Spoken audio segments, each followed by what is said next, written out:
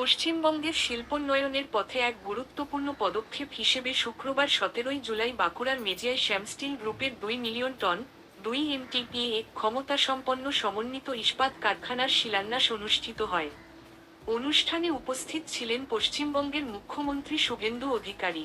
এই প্রকল্পে প্রাথমিকভাবে প্রায় 10,000 কোটি রুপি বিনিয়োগ করা হবে। পাশাপাশি প্রতিরক্ষা, বিমান চলাচল, রিয়েল এস্টেট, অবকাঠামো, পেইন্টস ও ইঞ্জিনিয়ারিং সহ বিভিন্ন কৌশলগত ক্ষেত্রে আরও 5,000 কোটি রুপি বিনিয়োগের পরিকল্পনা রয়েছে। ফলে মোট বিনিয়োগের পরিমাণ দাঁড়াবে 15,000 কোটি রুপি। প্রস্তাবিত ইস্পাত কারখানায় ডিআরআই ইউনিট, পেলেট ও বেনিফিসিয়েশন প্ল্যান্ট, স্টিল মেল্টিং শপ এবং উচ্চগতির রোলিং মিল স্থাপন করা হবে।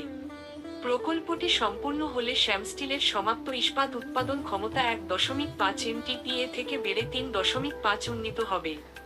এই বৃহৎ শিল্প প্রকল্পের মাধ্যমে 20,000-এরও বেশি প্রত্যক্ষ ও পরোক্ষ কর্মসংস্থান সৃষ্টি হবে এবং প্রায় 1.25 লক্ষ পরিবারের জীবিকা সুরক্ষিত হবে বলে সংস্থার দাবি। বিশেষ করে বাঁকুড়া সহ পশ্চিমবঙ্গের পিছিয়ে পড়া জেলাগুলিতে শিল্পায়ন, অর্থনৈতিক উন্নয়ন ও কর্মসংস্থানের নতুন সম্ভাবনা তৈরি হবে।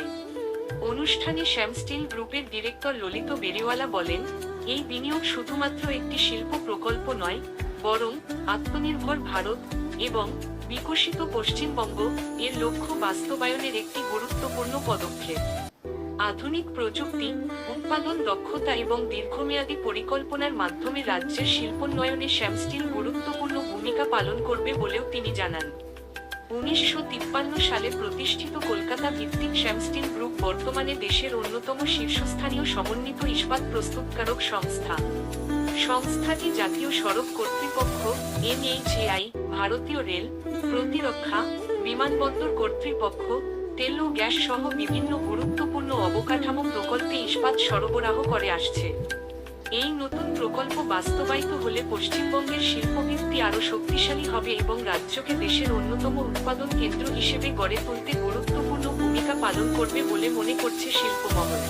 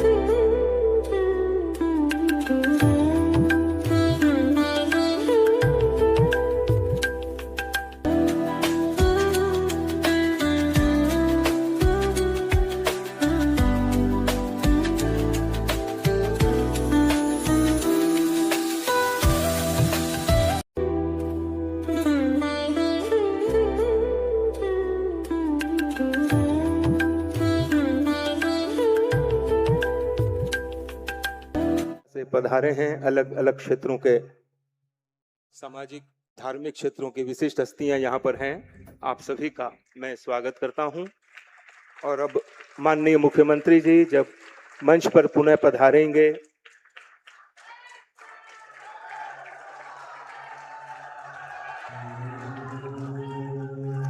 भारत माता की, डॉक्टर श्यामा प्रसाद मुखर्जी की, उन्हीं के सपनों को रूपायित कर रहे हैं हमारे माननीय मुख्यमंत्री शुभेंदु अधिकारी जी।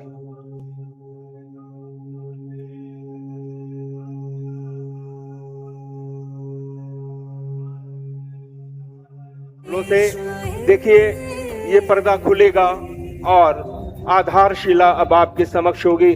जोरदार तालियों के साथ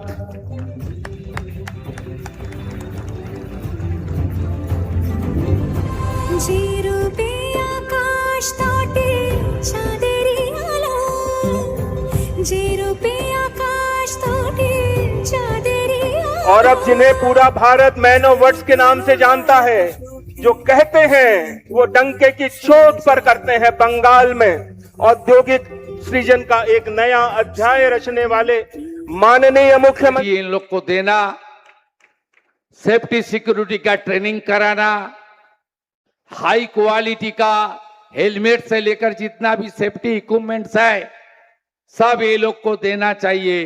ये लोग को भी अच्छा तरीके से एक महल बना लीजिए पश्चिम बंगाल में। ये महल बन जाएगा तो देखना, सरकार तो आपका साथ है।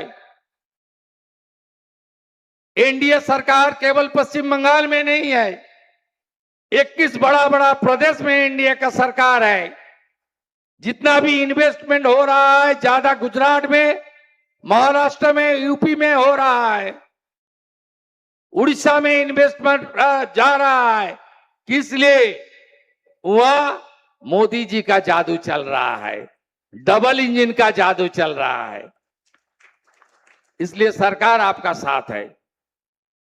मैं मेरा दिल से फिर एक बार श्याम स्टील परिवार को आभार प्रकट करते हुए पश्चिम बंगाल की जनता को मैं इस विश्वास दिलाना चाहता हूं, ये सरकार राजमार्ग, रेलवे, एयरपोर्ट, सीपोर्ट सब करेगा आप लोग के लिए, इंफ्रास्ट्रक्चर डेवलपमेंट के लिए करेगा। আমি সালতোড়ার জনগণকে চন্দনা বাউরি আমাকে বলছিল আপনি আমার প্রচারে এসেছিলেন, এখানে স্টোন নিয়ে আপনি বলেছিলেন। আমি যা বলি ভেবে বলি, যেটা বলি সেটা করি। আমি লিগ্যালাইজ করে দেবো, তারপরে আপনারা স্টোনে এখানে কাজকর্ম করবেন। আমরা অবৈধ কাজ করতে দেব না। আপনি শুনলে অবাক হয়ে যাবেন, পশ্চিম বাংলায় আজকে এত অর্থনৈতিক অবস্থা খারাপ কেন? 80% রেভিনিউ লিকেজ ছিল। শুধু বীরভূমে এক বছরে স্টোনে বিগত রাজ্য সরকার পেত 60 কোটি টাকা, আর 11ই মে থেকে 11ই জুন এক মাসে বিজেপি সরকার আদায় করেছে স্টোনে 83 কোটি টাকা, অর্থাৎ 1200 কোটি টাকা একটা ইউনিট থেকে সরকারের ঘরে আসবে। আর আগের সরকারের সময় 100 কোটি জমা হয়ে 1100 কোটি অন্য জায়গায় যেত। এর ফলেই আজকে আমাদের রাজ্যের ইকোনমিক্যাল ডিজাস্টার হয়ে গেছে। প্রকৃতি মা ভগবান দুহাত ভরে দিয়েছে, এত সুন্দর জল গঙ্গা মা।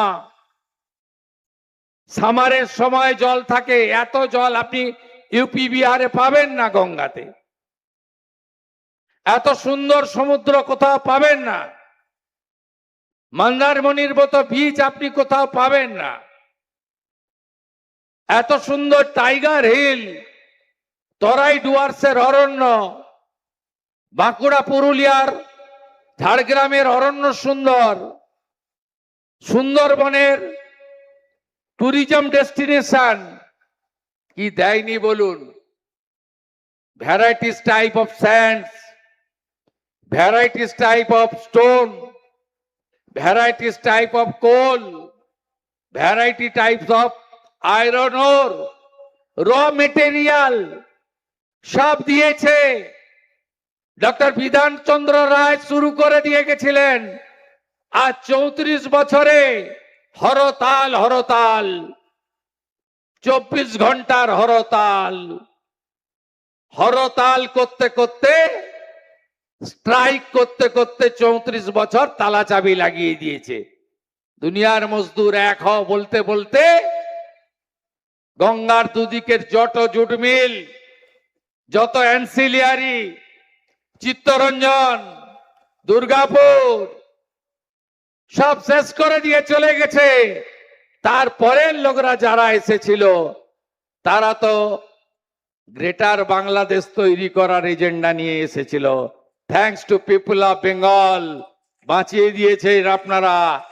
আমরা মাতা ভারতীর সন্তান, বন্দে মাতরম বলি। ডক্টর শ্যামা প্রসাদ মুখার্জি দিয়ে গেছেন এই বাংলাকে।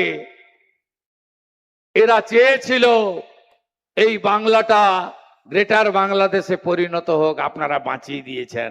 এখন গড়তে হবে, করতে হবে, নবনির্মাণ করতে হবে, বাংলার বেকারের হাতে কাজ দিতে হবে, বাংলাতে শিল্পপতিদের সুন্দর পরিবেশ তৈরি করে দিতে হবে, আইন শৃঙ্খলা ভালো রাখতে হবে, সবাইকে নিয়ে চলতে হবে।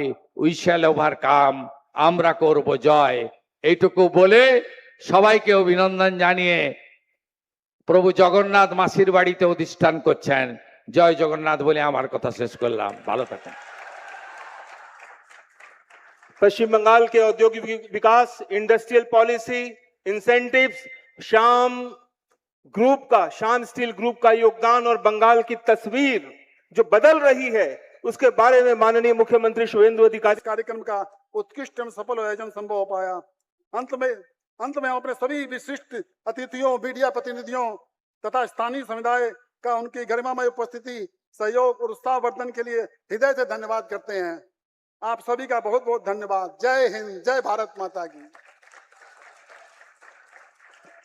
राष्ट्रगान।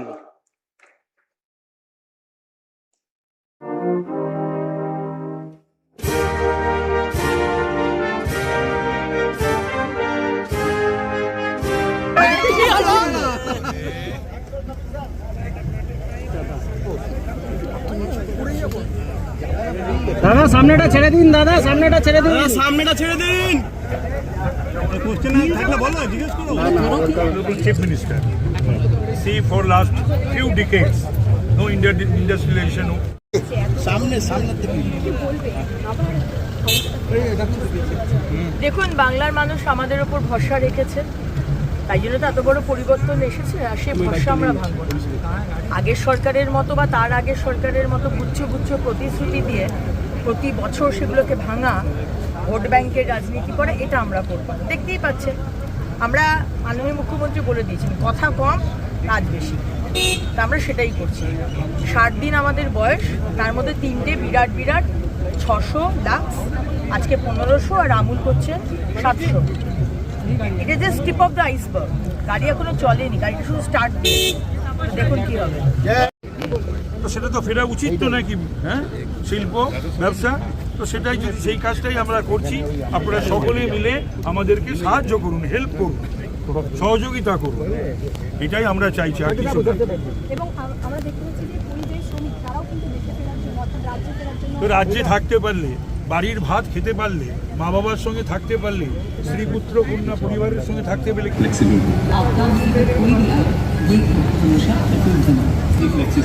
तो घर रहे हमेशा खुश।